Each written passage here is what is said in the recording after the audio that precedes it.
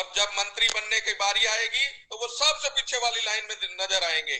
लेकिन हमारे अध्यक्ष महोदय ने आपको लूट मचाने के लिए सबसे आगे खड़ा किया है कि आप में अगर क्षमता है, आप में अगर जिज्ञासा है, आप में अगर ताकत है तो आप इस देश के प्रधानमंत्री बन सकते हैं, जिसमें आपका कोई भी खर्च नहीं होगा, जिसमें आपको सिर्फ और सिर्फ संगोष्ठियां करनी है, लोगों को जोड़ना है।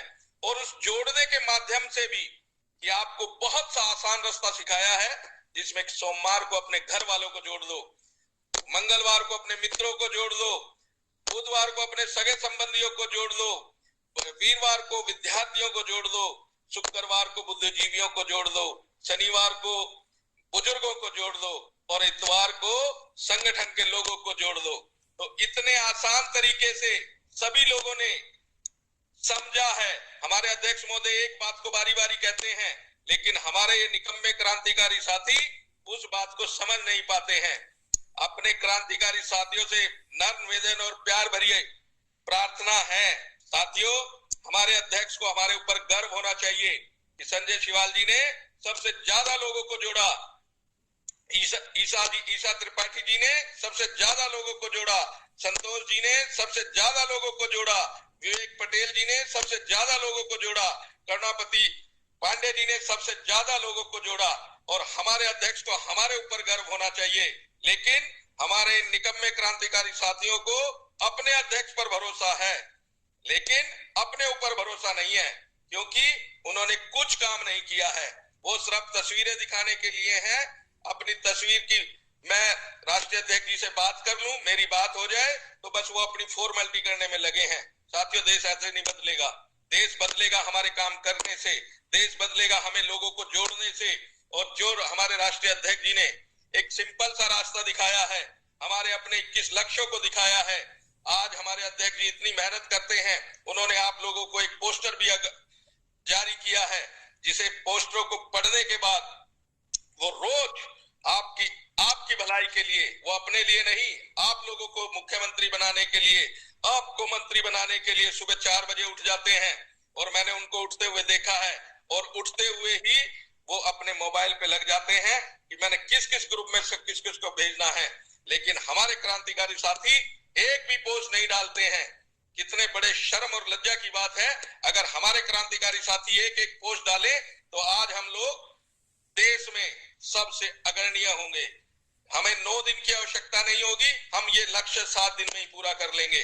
तो साथियों मैं तो आप सभी लोगों से अपील करना चाहूंगा और आप लोगों को हिदायत भी देना चाहूंगा, अगर आप लोगों को अपने अध्यक्ष को गर्व कराना है, अपने को गर्व कराना है, तो आज से ही लग जाइए। आज से ही सोचने में मजबूर मत कर दीजिए कि पड़ोसी को ये पता लग जाए कि अपराध मुक्त भारत मिशन देश में कहां कहां पहुंचा है।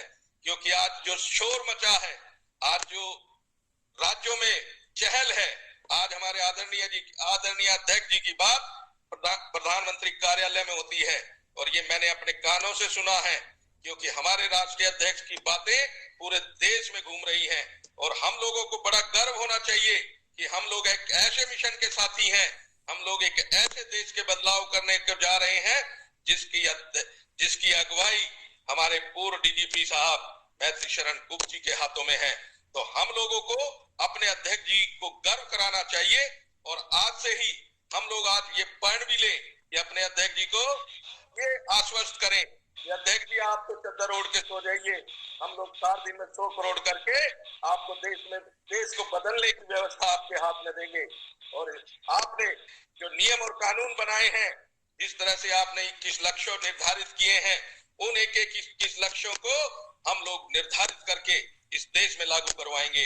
क्योंकि आपने बड़ा सहा है, आपने बहुत देखा है, आज भी नियम और कानून गुलामों के बने हुए हैं, लेकिन देश में कोई भी ऐसा नेता नहीं है जो इनको बदलने का काम करता हो।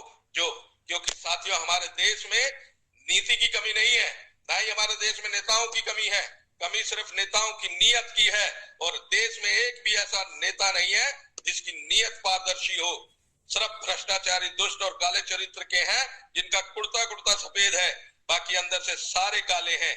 तो इन काले चरित्र के दुष्ट नेताओं को बदलने की बारी आ गई है, और हम बड़े भाग्यशाली हैं कि हम लोगों की अगुवाई आदरणीय मैथिली शरण गुप्त जी कर रहे हैं। तो हम लोग आप लोगों से एक नर्म निवेदन के साथ, क्योंकि बहुत समय हो गया और हमारे अध्यक्ष जी अपील करते करते थके नहीं है, लेकिन हम लोग उनसे अपील करवाते करवाते थक गए हैं। तो ऐसे निकम्मे साथियों को एक बार फिर से जगाने की जरूरत है। साथियों, अपने ऊपर से चद्दर हटाओ और फील्ड में उतर जाओ। जो आदमी जिसको जानता है, जो आदमी जिसको पहचानता है, और सबसे पहले सब लोग शादीशुदा अगर आदमी है तो अपनी पत्नी को जोड़े, अगर पत्नी है तो अपने पति को जोड़े, और फिर अपने साले को जोड़े, और फिर अपनी सलज को जोड़े, फिर अपने भाइयों को जोड़े, फिर अपने बुआ को जोड़े, फिर अपने फूफा को जोड़े। कोई भी आदमी देश में रिश्तेदार बचना नहीं चाहिए जो अपराध मुक्त भारत मिशन का सदस्य ना हो। तो आप लोगों से यही अपील करता हूं, और आने वाले समय में जब हम लोग दोबारा इस शनिवार को बैठेंगे, तो साथियों मैं तो ये उम्मीद करूंगा और आशा ही नहीं विश्वास करूंगा कि आने वाले समय में अगर हम 70,000 हैं तो 70 के 70,000 इस मीटिंग में पार्टिसिपेट करते हुए दिखे, जिससे हमारे अध्यक्ष जी का सीना चौड़ा हो कि मेरे जो सिपाही हैं वो जगे हुए हैं। क्योंकि एक बार डॉक्टर भीमराव अंबेडकर जी जब जिंदा थे तो उनसे एक अंग्रेज ने पूछा था कि रात को, अभी साथियों 11:20 हो चुके हैं और हमारे अध्यक्ष जी को नींद नहीं आ रही है, तो भीमराव अंबेडकर जी से एक अंग्रेज सांसद ने पूछा था कि आप क्यों सो रहे हैं? तो उन्होंने कहा कि मेरा समाज सोया हुआ है इसलिए मैं जग रहा हूं। तो हमारे देश के लोग सोए हुए हैं लेकिन हमारे अध्यक्ष जी जगे हुए हैं। तो साथियों, उस मिशन को बदलने की बारी आ गई है। तो हम लोग, माना कि अंधेरा घना है, माना कि अंधेरा घना है, लेकिन दिया जलाना कहाँ मना है। तो हम लोग जोत से जोत जगाएंगे, दिए से दिया जलाएंगे, और इस दिए को घर घर की छतों पर दिखाएंगे, और इन जितने भी काले दुष्ट चरित्र के नेता हैं इनका अंदर से सारा कलेजा जलाएंगे। क्योंकि जो लोग हमारे घर के ऊपर दिया जलता हुआ देख लेगा वो सोने का काम नहीं करेगा, क्योंकि उस नेता को खलबली मच जाएगी कि ये कौन लोग आ गए जिन्होंने थाली बजाई, जिन्होंने दीपक जलाया और मुझे बहुत हराने का काम करेंगे। क्योंकि इन बाहुबलियों का, इनका पैसा भी रखा रह जाएगा, इनका बाहुबल भी रखा रह जाएगा, और हमारे अदने से चंद्रगुप्तों से हमारे अदने से चंद्रगुप्तों से ये सभी नेता पराजित होंगे। इन्हीं शब्दों के साथ जय हिंद, जय भारत। बहुत सुंदर, बहुत सुंदर सर। एक बात और है जी, क्या चांदनी रात में बरसात बुरी लगती है और घर में जब अर्थी हो बारात बुरी लगती है, लेकिन जब आदमी के दिल में आप जैसा दर्द हो तो आदमी को आदमी की हर बात बुरी लगती है। हमारे जो नेता चद्दर तान के सोए हुए हैं और जो सपने देख रहे हैं कि हम मंत्री बन जाएंगे और मुख्यमंत्री बन जाएंगे, तो वो खाट पे ही लेटे रह जाएंगे, लेकिन उनको खाट से जगाने का समय आ गया है। तो हम लोग इनसे बारी बारी अपील ना करें।